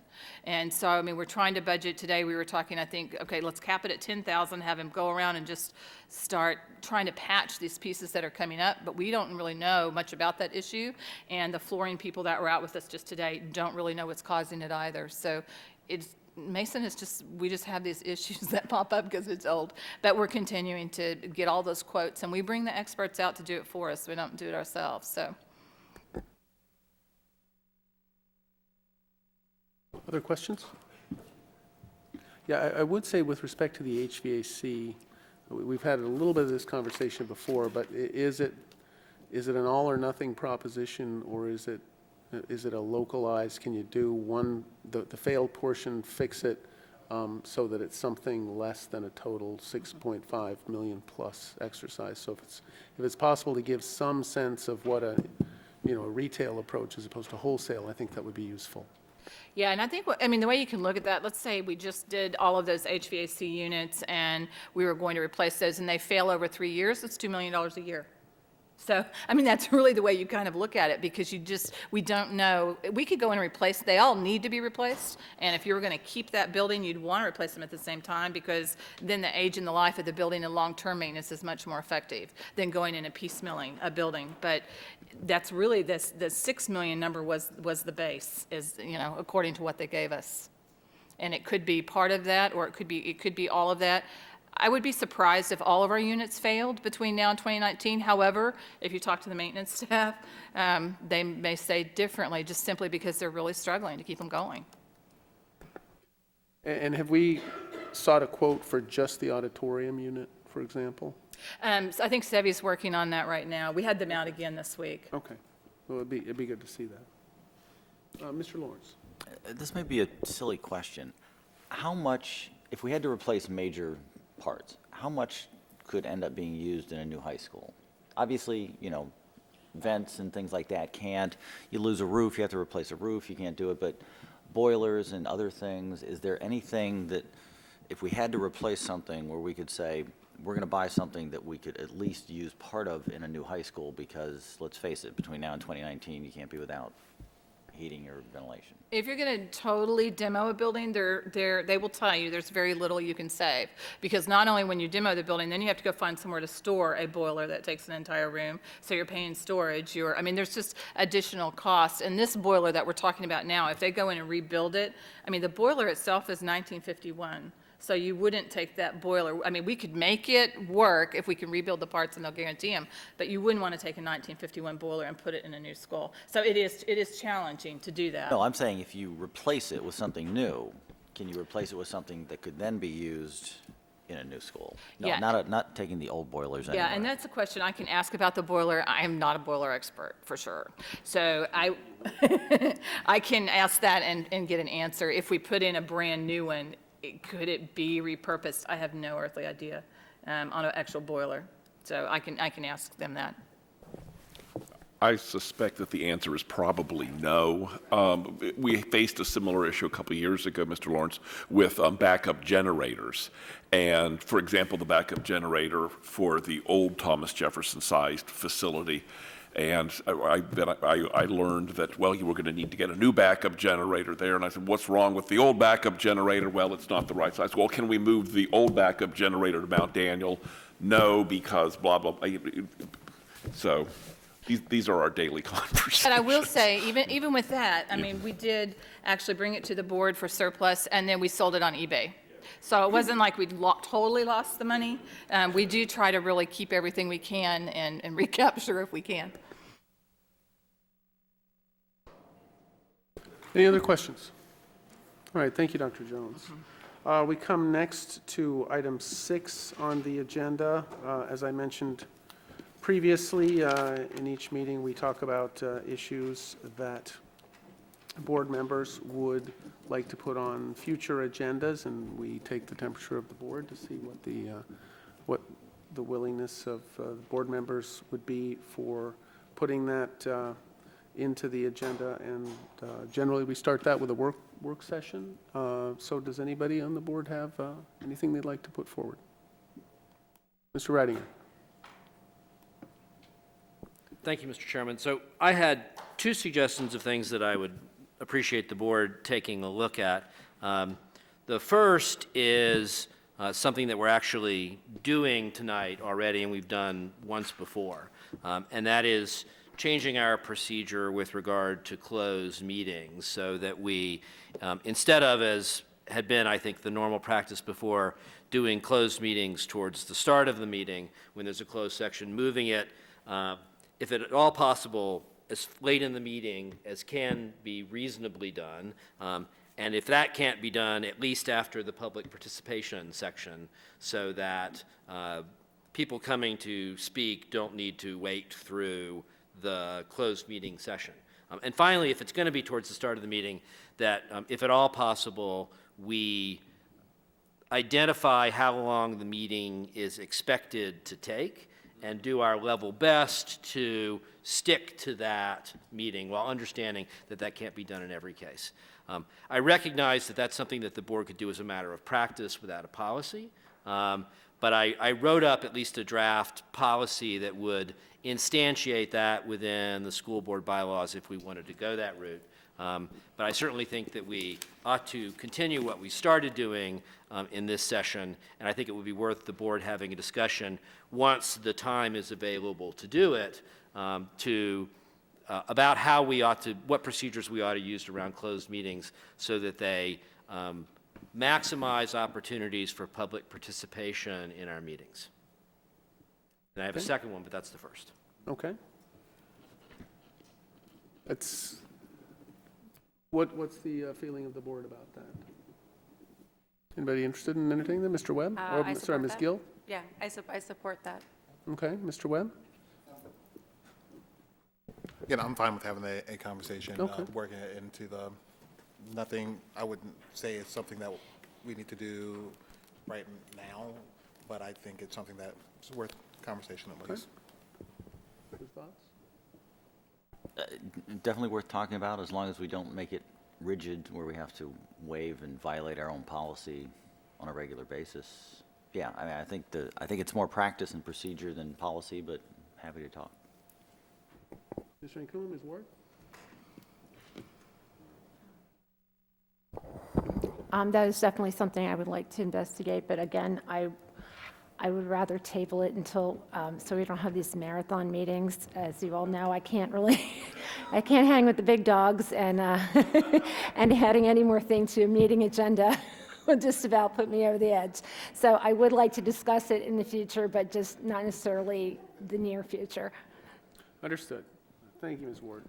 Okay, well, Dr. Jones, take a look at the work session rotation and when we can work this in all our free time. Yeah. Mr. Ridinger, I believe you said you had another I did, thank you, item? Mr. Chairman. The second proposal is actually, I think, it is best handled as a matter of policy. I've been involved in a lot of organizations over time, significant organizations, And it's the normal practice, I think, in all of them to do at least an annual employee survey, so that people have an opportunity, that is, the employees of the organization, have an opportunity to provide feedback in a way that gives the organizational managers a statistically accurate as opposed to ad hoc sense of what the concerns are, what the level of morale is, what sort of things that they want, and gives the oversight bodies a good understanding of the same. So I proposed a amendment to policy that would call for an annual employee survey that would go to the superintendent and the board for both of those purposes. I think it'd be a very useful idea. I think one of the things that our professional staff would appreciate, as well as the other employees of the organization, is an opportunity to have broader participation. And I think the surveying that Dr. Jones is doing and the administration is doing is going very well. But it's also nice to have a broad survey that covers the things that the board is interested in, so you get a fairly regular, annual, and accurate, statistically rigorous feedback on what the people in the organization think. In this case, primarily our teachers. So that's what my proposal would be, again, to put on for an agenda work session at a point in time when there is time to do it, and we won't force any school board members to stay too late. All right, we'll go left to right this time, Ms. Ward. And I would say for the record that one of my resolutions for this year is to avoid staying any later than we have to. So we'll see how I do. Okay. Yeah, I would like to pursue that, and I believe in the. Sorry. I believe in exploring and exchanging ideas and information. I think that's very important to the board to do that. But again, if we could just hold off a little bit until the budget's addressed. Thank you. Thank you. Trinkum. So I think Phil's is a good idea about the annual survey. The one thing I've had about surveys is as long as it is clear what information we're trying to elicit from the public or from whoever the sample population is. In the last 12 months, I guess there have been surveys about just about everything. And the other thing I also would want to make sure is, are these voluntary surveys, mandatory surveys? Are these surveys coming from the school? Are they coming from the public? Because there have been surveys sent out to the teachers and poor teachers. There have been surveys to them about the superintendent's evaluation. There have been surveys to them about how they feel about stuff. There have been surveys to individual schools, and I think as a board, maybe this is a conversation for who's allowed to survey the teachers? Don't they have enough to do? Do they keep filling out more and more? Say, I know how I feel about surveys. I delete them. So I'm very concerned about, 200 hours or days, they have enough on their hands, and I'm very, very concerned about what we send them to fill out and what information we're looking for from them. And more importantly, if we get that information, are we willing to do something about it, or are we just survey for surveying's sake? And I don't have the answers, but I think it's food for thought for the board. Thank you, Mr. Ankuma. Mr. Lawrence, any thoughts? I mean, I like the idea of getting more information. I'd be curious how Dr. Jones would suggest doing it to make it useful year after year if we were going to put it in policy. But, the idea of getting more information, I think is great. And, I've been pushing us to get out to the schools more, so this would just be another step. Okay, thank you. Ms. Gill? Yeah, I support the idea, and I would like to see our staff have greater access to the board and more opportunities to provide input to us, and whether that's via survey or office hours at the schools or, however they think would be the best way to get information to us, I fully support. Mr. Webb? And I would agree, and kind of align with Mr. Nkuma a little bit, just to kind of make sure whatever information that we're seeking from them, that it's useful, and that we actually figure out a way, depending upon what it is, how do we go about using it in an effective and positive way to implement it in a positive way for the staff at the different levels. Okay, Mr. Ryder, anything to add?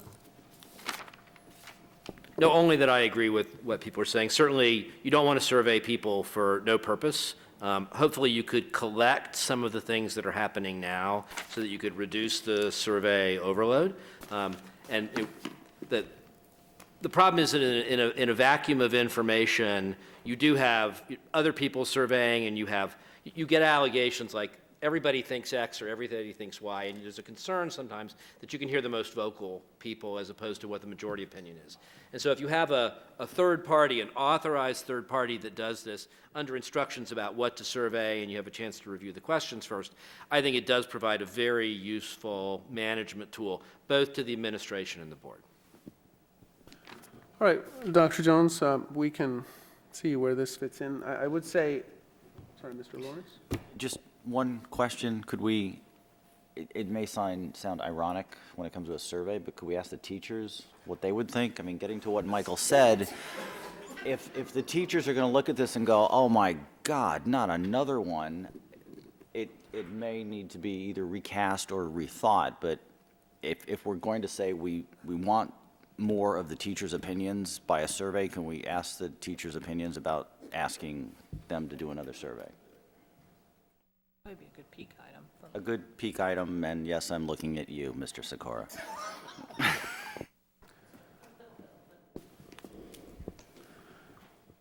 Okay. So, Dr. Jones, let's put that on our work agenda. When I came on last year as chair, about the February timeframe, we put out a survey. My current company is very survey-oriented. The issue of survey fatigue is a real one. What was a quarterly survey within BT became a semi-annual exercise.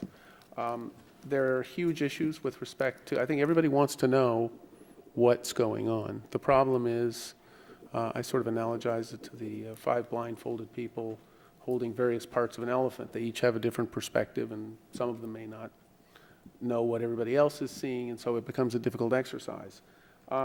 Issues such as statistical validity, third party, do also raise cost considerations. Design of a survey could be somewhat costly, and I think we'll need to explore that. I think another interesting question would be, what do other divisions do? I would be very intrigued to find out what practices are out there and what we can learn from those. Because, in some areas, for example, if you look at the VDOE site about various evaluations, they say proceed with extreme caution because you will get, absent very rigorous controls, bad, useless, or counterproductive information. So let us proceed deliberately and cautiously, and we'll see what we can come up with. Anyone else have agenda items? Mr. Lawrence. Just a heads up, I met with Dorian the other day. We'll be hopefully bringing to you fairly soon some new language for 5.12 on how student liaisons are chosen, how student reps are chosen, just to make sure that we have a policy and process as he goes forward in the spring that is very clear to everybody. All right. So just fair warning. Any thoughts as to when, in terms of timeframes, that would be? I'm anxiously waiting for a second draft. He's already Okay. drafted, and we've met, so we're well on the way. All right, so we'll put that in the queue as well. I hesitate to ask, but does anybody else have any agenda items? All right. Now we move to item 7 on the agenda, the superintendent's report. Dr. Jones. Yeah, I'll just highlight a couple of very quick things tonight. First of all, we had 2 Eagle Scout projects, which are really helping with our STEAM program. They did raised beds at TJ. I don't know if you saw that in morning announcements just before winter break. And then we also have the STEAM area at Jesse Thackeray that was put in over the winter break. So really excited that those are all moving along accordance to the plan. In addition, we had Google Cardboard that was out at Thomas Jefferson yesterday. So all of our 3rd, 4th, and 5th graders were able to rotate through that. And if you have never seen like 24 kids just like screaming and squealing, that is what it's like with Google Cardboard, because they're all doing virtual field trips and they're going to all these places all over the world. And I was sitting next to this one little guy, and it was just so much fun because he's like, look, look, look, look, look, and then you would put it on. It kind of makes me dizzy actually, but it's just it's a great experience for the children, and so that was a really neat thing to see. I also just want to note for the school board, the visitation schedule is at your seat, so it's not showing up on your calendars yet. Marty is going to send you an invite just to help you with those. And again, it was looking at your schedules in the doodle poll, and then looking at the times when the principals say that you can get out. We've scheduled just January and February. We'll wait and do April when we get closer to April, because a lot of you have moving calendars. And so once we get through January and February, we'll see where we are, and then do the next schedule. That's it. Thank you, Dr. Jones. Now we come to item 8 on the agenda, board and student liaison comments. Mr. Charpentier, you've been quiet. You haven't had a chance to say anything, so I'll start with you. All right, thank you. So first of all, I'd like to welcome myself, Ms. Gill, and Mr. Redinger, and I think I met with practically everyone on this board, so I'll be looking forward to meeting with you individually. And then as for policy 512, I had difficulty following up with Zach because he had his process that he based off what was loosely defined in policy 512 for selecting student liaisons. So it's just trying to set a process in stone so that the next person will not have any sort of interpretation to do, and also start the process earlier. Also, I think that the small details count too. Like the Maker's Studio. Recently, we had to make video projects, and we had the option of using 2 rooms that each had green screens, and the Lasso now has a fortnightly program that goes on every 2 weeks, and I think that it's a very nice touch to have access to those. As you probably saw or expected, when it was cold on those first few days of school, there were a lot of comments or posts on Twitter, and I mean, it just happens, and you try to get the word out, and that's as much as you can do. Seniors finally, I think, finished their college apps. I think the last deadlines are this Friday. So yeah, so on student life, that's the update. All right, thank you very much. We'll go from left to right tonight. Ms. Ward.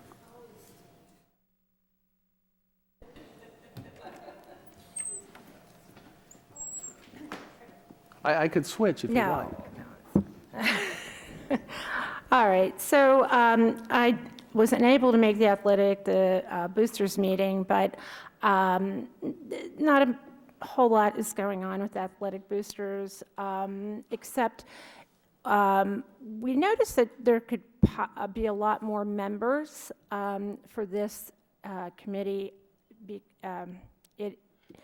We have a lot of wonderful student athletes, and it would be really nice if parents join the boosters. It's a great organization. It's mostly for fundraising, and we just talked about the school budget. You notice there really isn't much in there in the way of sports equipment.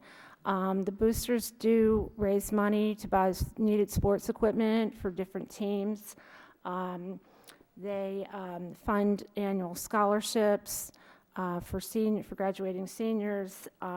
They do a lot of great stuff. Consider joining. I know next year they want They need to fill the vice president's position. If anybody's interested, anybody in the sound of my voice is interested in this position, please contact either me or Ann Anderson, who is the current vice president. With the ESOL Advisory Committee, we have our meeting tomorrow night, so not much new has happened since my last report. I did want to mention that one of our ESOL teachers was nominated for the Washington Post Teacher of the Year, Holly Shaffey.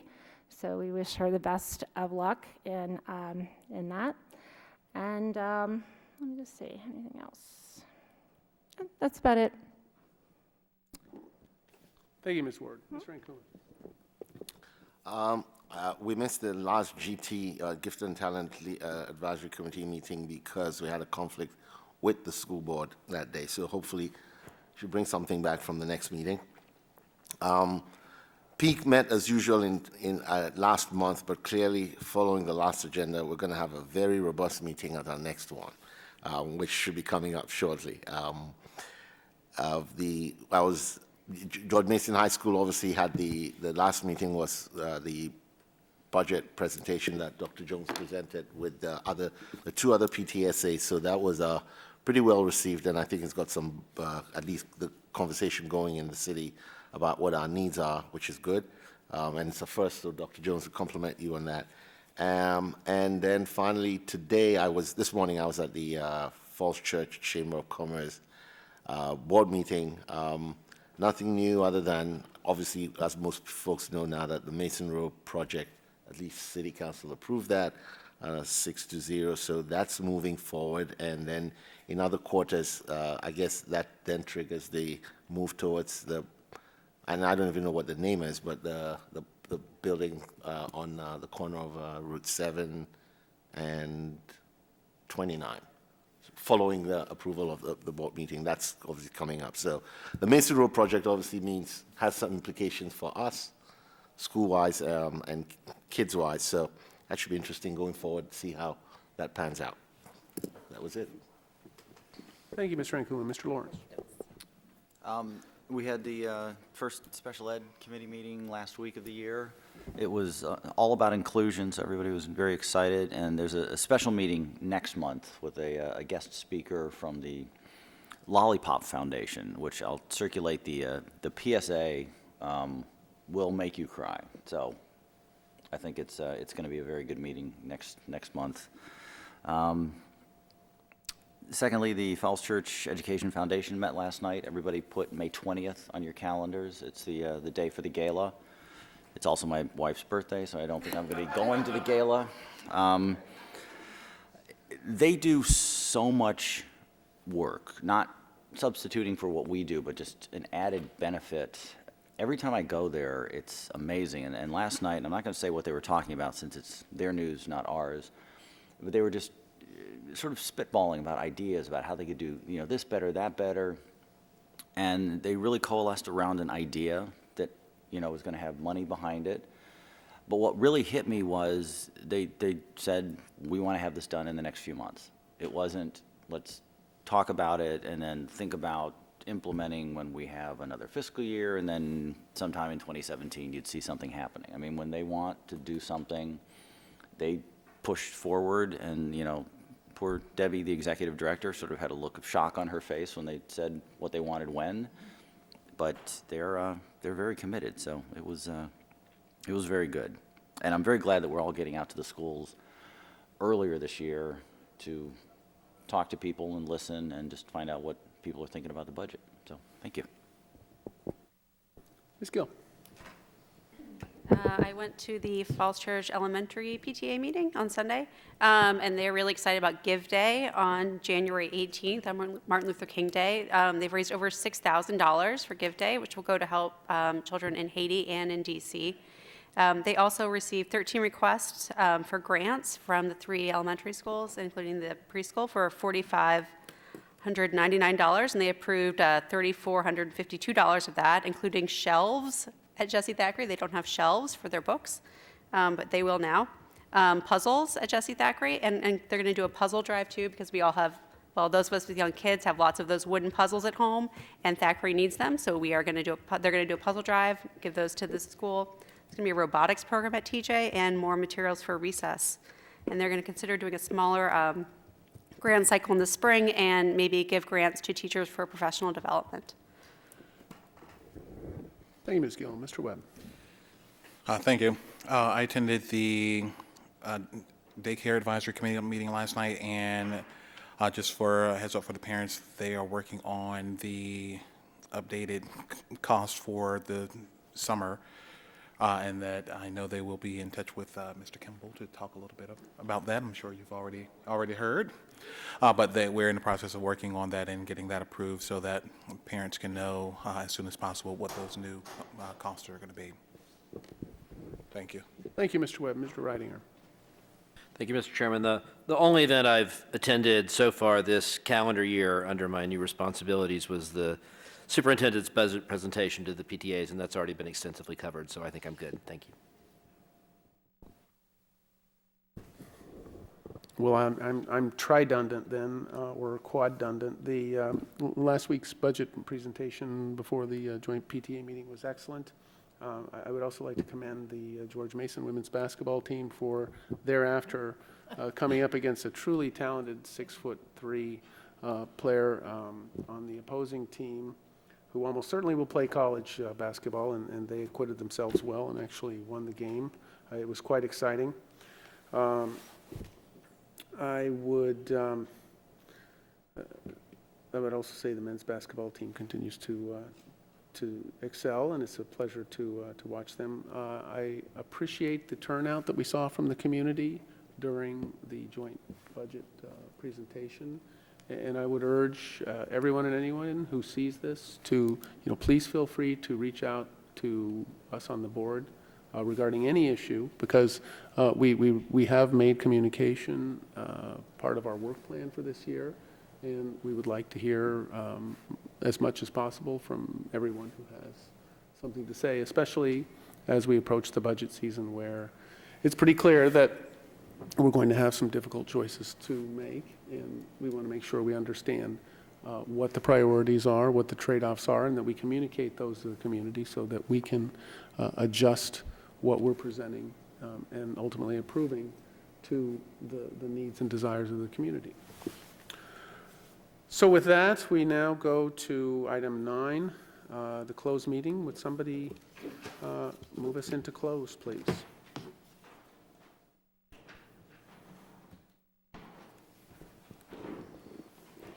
Mr. Chair, pursuant to the Virginia Freedom of Information Act, I move that the board convene a closed meeting for the following purpose: to discuss or consider the identified subject matter.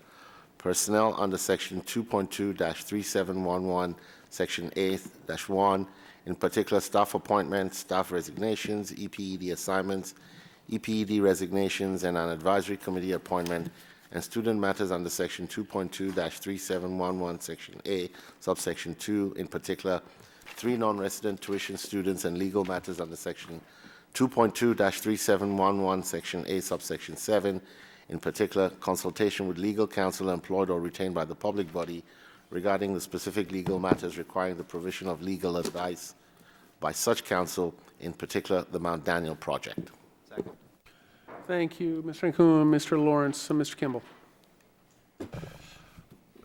Mr. Ankuma? Yes.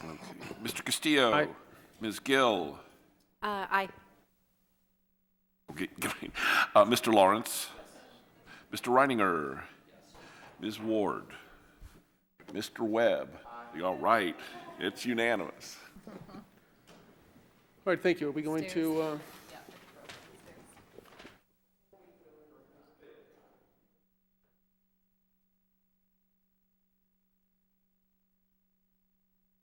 Okay, thank you. All in favor? Aye. Opposed? Michael seconded it. Okay, would somebody like to certify our closed meeting?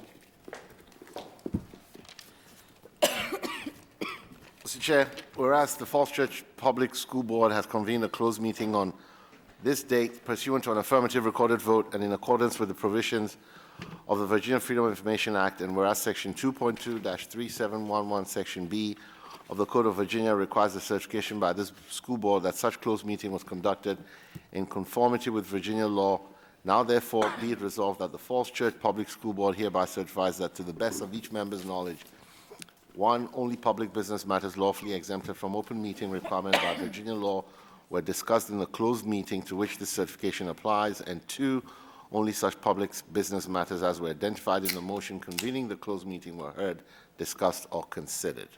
Second. Okay.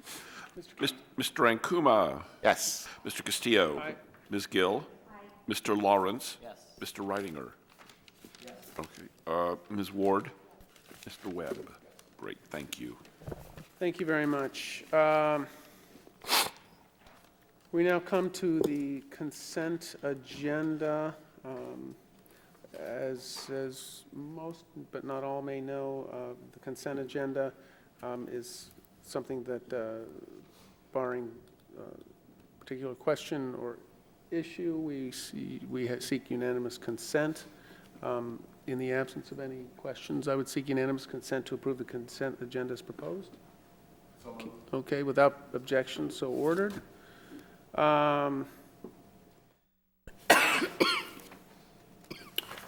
We now come to the approval of the minutes, section 12.01, the minutes for December 14th, 2015. And I would seek unanimous consent. You need actually, they need to Oh, abstain because they yes, were- we're going to, we will have to do that because we have two abstentions. Thank you, Dr. Jones. So could I get a motion to approve the minutes of December 14th? So moved. We have a second. Second. Thank you, Mr. Lawrence and Mr. Ankuma. All in favor of approving the minutes, say aye. Aye. Any opposed? Any abstentions? Thank you very much. We have some materials for board review, and that concludes our organizational meeting. Thank you all for your participation tonight. It's good to have us all together, and I look forward to working with you in the coming year. So thank you. Thank you, thank you.